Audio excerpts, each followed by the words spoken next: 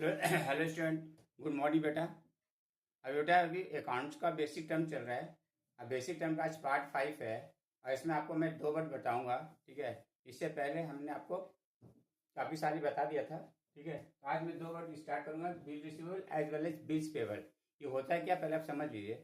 ठीक बेटा, जब आप किसी से उधारी लेते हैं, क्या लेते हैं बेटा, उधारी।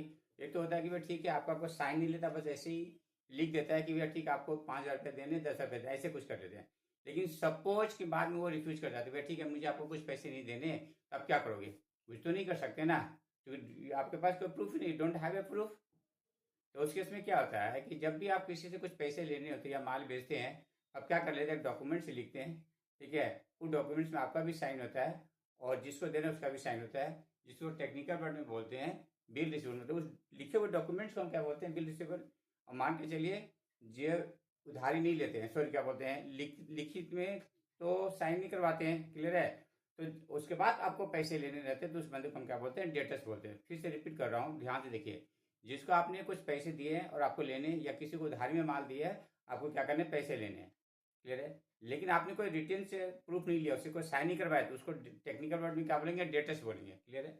लेकिन जब आपने उसमें रिटर्न में प्रूफ ले लिया, भैया ठीक है आप साइन करके दे दो, मुझे 5,000 रुपये देने, 10 रुपया देने हैं, तो वही डेटर्स क्या बन जाएगा, बिल रिसीवेबल बन जाएगा। मतलब एक प्रकार से क्या, वो रिटर्न प्रूफ है।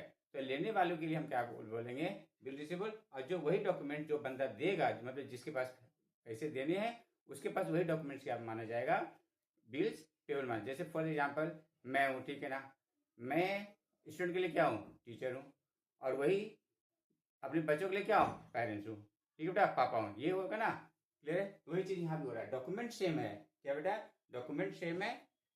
देने वाले के लिए बिल्स पेबल और लेने वाले के लिए क्या है, बिल्स रिसीवेबल है। और एक प्रकार से ये क्या है, रिटर्न प्रूफ है। इसी को हमने क्या किया, रिटर्न में लिख दिया। देखिए, bill receivable, bill receivable means a bill of exchange which is accepted by the debtor. देखो क्या बोला है बेटा, एक्सेप्टेड बाय डेटर। यदि वो एक्सेप्ट किया तब, नहीं किया था तो फिर वो डेटर्स ही है। And the amount of which will be received on specified date. क्या बोला है कि कोई स्पेसिफाइड डेट होगा, क्या 1 महीने के बाद, 2 महीने के बाद, 3 महीने के बाद मैं आपको पेमेंट करूंगा। ठीक है, तो उस डेट को हम क्या बोलेंगे, स्पेसिफाइड डेट बोलेंगे। ठीक है बेटा, अब आ जाइए बिल्स पेबल। बिल्स पेबल भी वही चीज है बेटा, लेकिन देने वाले के लिए क्या है, बिल्स पेबल, और लेने वाले के क्या है, बिल रिसीवेबल। नेक्स्ट वर्ड देखिए, बिल्स पेबल है। Bills payable means a bill of exchange which is accepted by the creditor. यहाँ पे क्या बोल रहा है, क्या बोले बेटा, एक्सेप्टेड बाई क्रेडिटर। क्रेडिटर्स का मतलब होता है बेटा, जिन्हें हमें पैसे देने, जिनको पैसे देने, वो हमारे लिए क्या है, क्रेडिटर्स है। And the amount of which will be paid on specified date. क्या बोले बेटा, स्पेसिफाइड डेट को क्या करना है, आपको पेमेंट करनी है। ठीक है, that is called bills payable है।